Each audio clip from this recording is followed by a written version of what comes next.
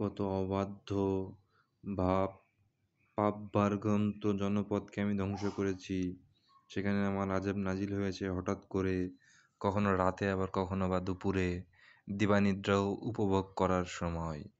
যখন আমার আযাব ওদের উপর নেমে এসেছিল, তখন ওদের মুখে কোনো কথা ছিল না, শুধু ওরা আর্তনাদ করে বলে উঠেছিল, হায়, নিশ্চয়ই আমরা সীমালঙ্ঘন করেছিলাম। যাদের কাছে আমি রাসূল পাঠিয়েছি, মহাবিচার দিবসে তাদের অবশ্যই আমার কাছে জবাবদিহিতা করতে হবে।